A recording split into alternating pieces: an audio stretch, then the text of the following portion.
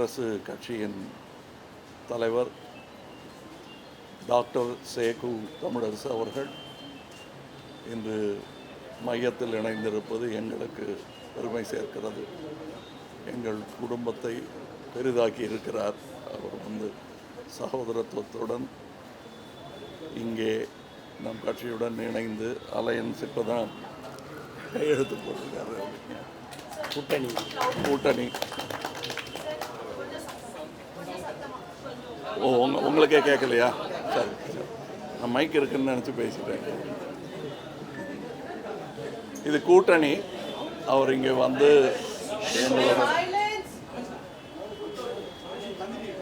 அனுபவம் மிக்க பழுத்த ஒரு அரசியல்வாதி எங்களுடன் வந்து சேர்த்திருக்கிறார். அவரை அன்புடன் வரவேற்கிறது மக்கள் நீதி மையம். மக்கள் நீதி மையத்தின் தோழமையை தான் தேர்ந்தெடுத்த காரணங்களை அவரே சொல்வதுதான் சிறப்பாக இருக்கும். நன்றி. நீங்கள் பேசுங்க. வர இருக்கிற நாடாளுமன்ற பொது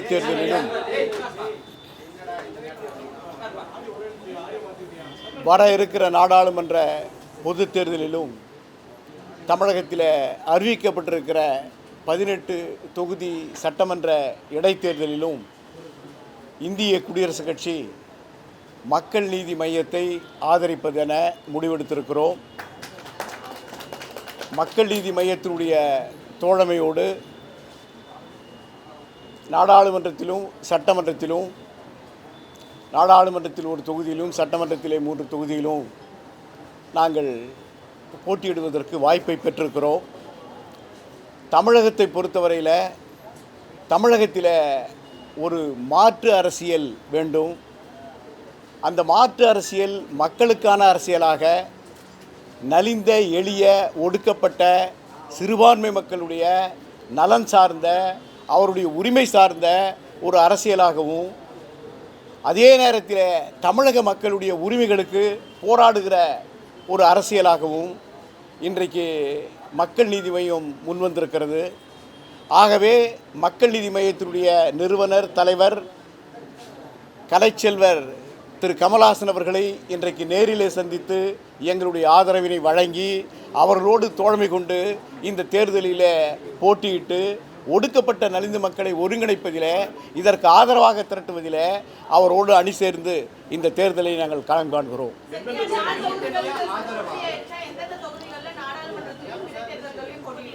இன்றைக்கு எத்தனை தொகுதிகள் என்பது முடிவெடுக்கப்பட்டிருக்கிறது. நாளை அவருடைய வேட்பாளர் பட்டியல் நாளையோ அவருடைய உசிதப்படி எப்போது அறிவிக்கிறாரோ அப்போது எங்களுக்கான தொகுதிகள், அதனுடைய வேட்பாளர்கள் அவைகளை எல்லாம் நாங்கள் அறிவிப்போம்.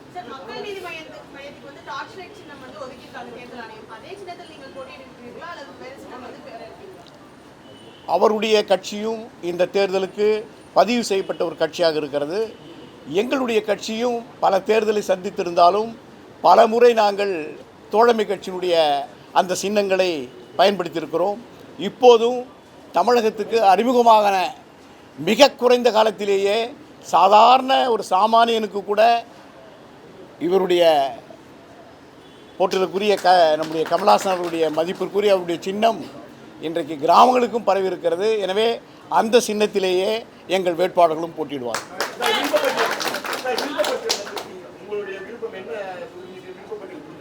இல்லை, அதை இப்போது உங்களிடையே அது இப்போதைக்கு அறிவிக்க முடியாதது. அது நாங்கள் இருவரும் சேர்ந்து எப்போ அவர் வேட்பாளர் பட்டியல் அறிவிக்கிறாரோ அப்போ எங்களுடைய தொகுதிகள், எங்களுடைய வேட்பாளர் முன்னுரிமை தலைமை தாங்குகிற கட்சிக்கு தான். நாடாளுமன்றத்தில் 1 தொகுதியும் சட்டமன்றத்தில் 3 தொகுதியும் மக்கள் நீதி மையம் எங்களுக்கு முன்வந்து பெரும் உகையோடு வழங்கியிருக்கிறது. அதை நாங்கள் மகிழ்ச்சியோடு ஏற்றுக்கொள்கிறோம்.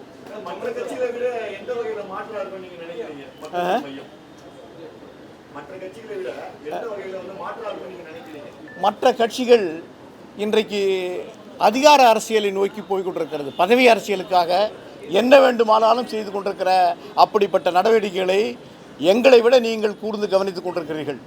ஆனால் உறுதியாக மக்கள் நலம், அதிலும் தமிழக மக்கள் நலம், தமிழக மக்கள் உரிமை, அது மிக குறிப்பாக எளிய நலிந்த அந்த மக்களுடைய உரிமை என்கிற வகையில் ஒரு மாற்று அரசியலை கமலஹாசன் அவர்கள் இன்றைக்கு முன்வைத்திருக்கிறார். அதில் என்ன ஐயம்னு நீ கேட்டிங்கன்னா நான் பதில் சொல்கிறேன். இல்லை சார், கடந்த தேர்தலில் அதிமுகவோட கூட்டணியில் போட்டிட்டீங்க. அதிமுகவுக்கு நேர் எதிர் திசையில் அவங்க பயணிக்கிறாங்க. அப்படி இருக்கும்போது இந்த முரண்பாடு உங்களுக்கு எந்த விதத்தில் வந்து நீங்கள் இதில் கட்சிக்கு நேர் எதிர் அப்படின்றதெல்லாம் நீங்கள் அதை அடையாளம் தெரிந்து கொள்வது, மக்களோடு சேர்ந்து இயக்கம் காண்பது, அதை இன்றைக்கு அவர் செய்து கொண்டிருக்கிறார். மக்களுக்கான அரசியல், மக்களோடு இணைந்து மக்களை நல்வழிப்படுத்துகிற, ஒருமைப்படுத்துகிற, அவர்களுடைய முன்னேற்றத்துக்கு பாடுபடுகிற அப்படிப்பட்ட ஒரு அரசியல், அதைத்தான் இன்றைக்கு அவர் முன்வைத்திருக்கிறார். இன்றைக்கு அதிமுகவினுடைய தலைவர் இன்றைக்கு அவர்கள் இல்லை. அப்போது திரு கமலஹாசன் அவர்கள் கட்சியும் தொடங்கவில்லை. கட்சி இப்போ வந்திருக்கு. இந்த தேர்தலெல்லாம் முதல்ல அவர் சந்திக்க இருக்கிறார். இன்றைய சூழ்நிலை ஏழை எளிய ஒடுக்கப்பட்ட மக்களுக்கான ஒரு அங்கீகாரத்தை இப்போ நீங்கள் நானே சொல்கிறேன். நாளை வந்த உடனே இப்போ வந்து நாடாளுமன்றத்திலையும் சட்டமன்றத்திலும் எங்களுக்கு உரிய போட்டியிடுவதற்கான வாய்ப்பு வழங்கப்பட்டிருக்கிறதா இல்லையா? வழங்கப்பட்டிருக்கிறதா இல்லையா? அதனால் இதுவே வந்து அந்த அவருடைய முதல் அடியை இந்த மக்களுக்கான குரலையும் சேர்த்து ஒலிக்கிற ஒரு குரல் இல்லையா? அதனால் இது மாற்று அரசியல் தான். நாங்கள் நீங்கள் அதாவது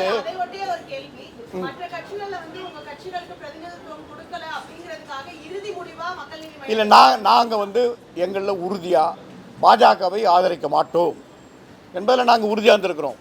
அண்ணா திராவிட முன்னேற்ற கழக கூட்டணியிலே நான் இருந்தபோது கூட 2 முறை அன்றைக்கு பொதுச் செயலாளராக விளங்கிய, முதலமைச்சராக விளங்கிய அம்மா அவர்களிடமிருந்து 2 முறை நான் விலகி இருக்கிறேன், தனித்தும் போட்டியிட்டிருக்கிறேன். அதனால் பாஜக கூட்டணியை நாங்கள் ஒருபோதும் அம்பேத்கரியவாதிகள் கொள்கை ரீதியாக ஒருபோதும் ஏற்றுக்கொள்ள மாட்டோம், அதை ஒப்புக்கொள்ள மாட்டோம். திராவிட முன்னேற்ற கழகம் என்பது நீங்கள் பார்த்தீங்கன்னா அதில் வந்து சந்தர்ப்பம் வந்தானே. இப்போ வந்து நான் வந்து இப்போ நேரடியான இது வந்து நாங்கள் சேர்ந்து கொடுக்குற ஒரு செய்தியாளர் சந்திப்பு. அதனால் இந்த கூட்டணி பற்றி தான் அதுக்குள்ளே நான் போக விரும்பலை. ஆனால் திராவிட முன்னேற்ற கழகத்தில் நீங்கள் வந்து என்ன, அவங்களுக்கு வந்து முழுக்க முரண்பாடுகள் நிறைந்த ஒரு கூட்டணி தானே. மார்க்சிஸ்ட் கம்யூனிஸ்ட் கட்சி வேறு மாநிலத்தில் காங்கிரஸ் இருக்கா? இல்லையே. இங்கே வந்து ஒரு கட்சி கூட்டணி, அப்புறம் இன்னொரு மாநிலத்தில் ஒரு கூட்டணி, இன்னொரு மாநிலத்தில் ஒரு பேசி, இங்கே ஒரு இன்றைக்கு 10% இடம் ஒதுக்கப்பட்டல அதில் ஒத்த கருத்து இருக்கா? திராவிட முன்னேற்ற கழகத்தை கூட்டணி இருக்கிற எல்லா கட்சிக்கும் ஒத்த கருத்து இருக்கால? இல்லை வேறு எல்லாத்துலேயும் ஒத்த கருத்து இருக்கா? இல்லையே. அது முரண்பாடுகள் சேர்ந்த ஒரு கூட்டணி தானே. பதவி அரசியலுக்கான, அதிகார அரசியலுக்கான ஒரு கூட்டணி தானே. இன்றைக்கு தமிழகத்தில் இது ஒரு மாற்று அரசியல். மாற்று அரசியலை மக்கள் எதிர்நோக்கி இருக்கிறார்கள். மக்கள் அப்படிப்பட்ட ஒரு மாற்று அரசியல் வருமா? தமிழகத்தில் வந்து கடந்த கால அரசியலிருந்து ஒரு மாறுபட்ட அரசியல், ஒரு முற்போக்கு அரசியல் அது வருமானு இன்றைக்கு பல இளைஞர்கள் காத்திருக்கிறார்கள். அதற்கான ஒரு வடிகாலாக, அதற்கான ஒரு தேர்வாக இன்றைக்கு மக்கள் நீதி மையம் இந்த அணியை திரட்டிருக்கிறது.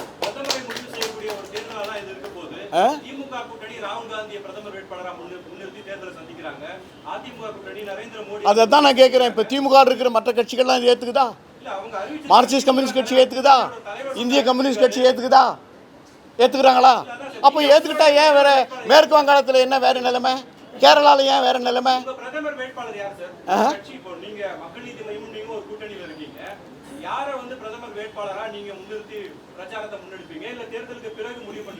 திரு கமலஹாசன் அவர்களைப் போலவே இந்தியாவில் பல மாநிலங்களில் பல ஆளுமைகள், பல அரசியல் கட்சிகள், பல களங்கண்டவர்கள் தனித்து போட்டியிடுகிறார்கள்.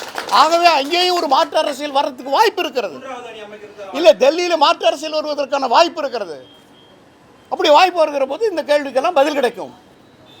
அந்த 3வது வாய்ப்பை இந்தியா ஏற்படுத்தி கொடுக்க வேண்டும் என்பதுதான் எங்களுடைய வேண்டுகோள். இந்திய மக்கள் ஏற்படுத்தி கொடுக்க வேண்டும் என்பதுதான் எங்களுடைய வேண்டுகோள், எங்கள் முனைப்பும் கூட. அதை நோக்கித்தான் சென்று கொண்டிருக்கிறோம்.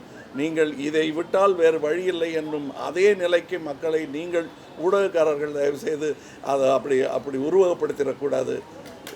வேறு ஒரு வழியும் இருக்கிறது என்னும் நம்பிக்கையை அவர்களுக்கு நீங்களும் சேர்ந்து தர வேண்டும் என்பது.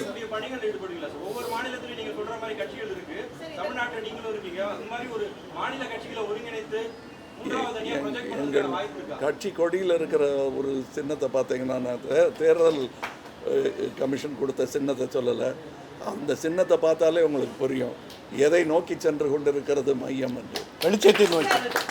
மூன்றாவது அணை ஒருங்கிணைப்பு பணியாளர் தான் அரவிந்த் கெஜ்ரிவாலை போய் நீங்க சந்திச்சீங்க, அரவிந்த் கெஜ்ரிவாலை சந்திச்சிருந்தீங்க.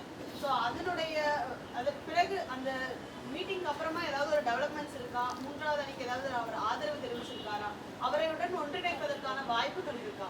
அதாவது அவர் எங்களுடன் நாங்கள் புதிய கட்சி தொப்புள் கொடி அறுத்த உடனேயே பேர் வைத்த பொழுது கூட நின்றவர் அவர்.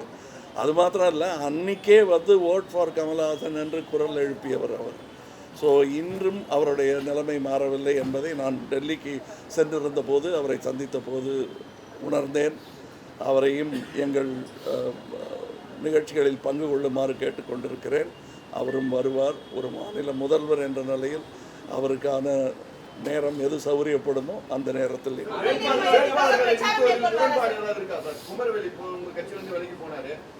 அந்த மாதிரி முரண்பாடுகள் இருக்கா உங்க கட்சியில? பல்வேறு குற்றச்சாட்டுகள் எடுத்து வச்சிருக்காரு. கட்சிக்குள்ளேயே வந்து பல குளறுபடிகள் இருக்குது. மேல்மட்டத்தில் இருக்கிறவங்க வந்து கீழே இருக்கிற அடிப்படை தொண்டர்களையோ இல்லை உறுப்பினர்களையோ வந்து ரொம்ப இதுதான் மதிக்கிறது இல்லை அதுக்கு செயல்படுது. இல்லை, மக்கள் நீதி மையம் செய்ய வேண்டிய கடமையை செய்து முடித்து விட்டது. அவர் கட்சியிலிருந்து நீக்கப்பட்டு விட்டார். அவர் சொல்லும் குற்றச்சாட்டுகளுக்கு பதில் சொல்வதற்கு நிறைய பேர் இருக்கிறார்கள் கீழ்மட்டத்தில். அவருக்கு சமமாக இருக்கும்.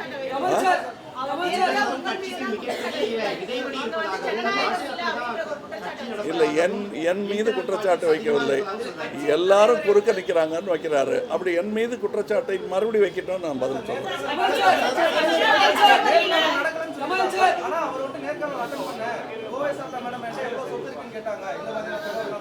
ஆமாம், அதெல்லாம் இருக்குது. அதுக்கு கோவை சரளாவே பதில் சொல்லட்டும். அதுக்கு இது நம்ம வேற விஷயம் பேசிட்டு இருக்கோம்.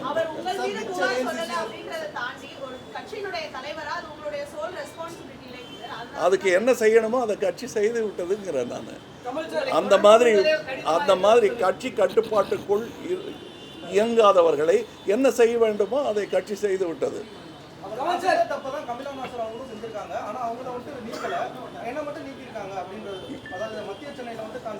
அவங்க அது கமிலா நாசர் அவர்கள் செய்தது அல்ல. அவங்க ஃபேஸ்புக்கில் அவங்க போடலை. யாரோ ஒருத்தங்க செய்திருக்கலாம். அதுக்கு அவங்க மன்னிப்பு கேட்டாங்க, வந்து சொன்னாங்க.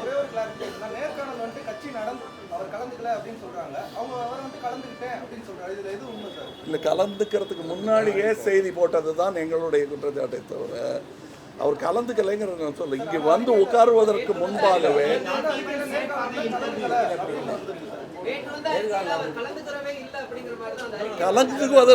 கலந்து கொள்வதற்கு முன்பாகவே அதை சொல்லிட்டாருங்கிறது தான் எங்களுடைய குற்றச்சாட்டு. கலந்து கொள்வதற்கு முன்பாகவே கலந்து கொள்ளவில்லை. இருப்பினும் அதற்கு முன்பாக அறிவிச்சிருக்காரு. அறிவிக்க வேண்டியது நாங்கள் அதை தான் சொல்லியிருக்கோம். I will tell you, there is still time. I have not told any other candidate. Why should I tell? There are some rumors spreading. You are contesting. It's a nice rumor. Let us spread.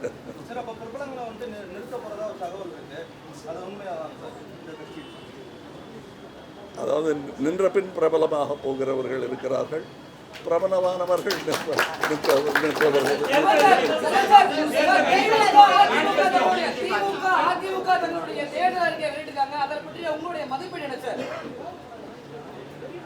அவங்களுடைய கூட்டணி அரசியல் எப்படி இருக்கிறதோ அதே மாதிரி தான் இருக்கிறது. எல்லாம் வாக்குறுதிகள். இது புதிய வாக்குறுதிகள் இல்லை, 50 வருஷமாக கொடுத்துக்கிட்டு இருக்கிற வாக்குறுதிகளின் தொடர்ச்சியாக இதுவும் வந்திருக்கிறது.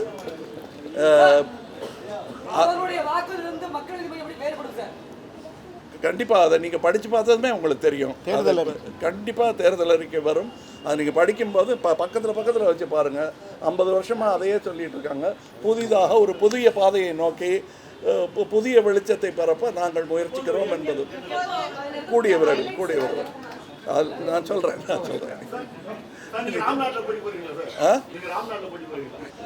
அதை நான் சொல்கிறேன். நீங்கள் உங்களுடைய ஆசைக்கும் வாழ்த்துக்களுக்கும் நன்றி. வணக்கம்.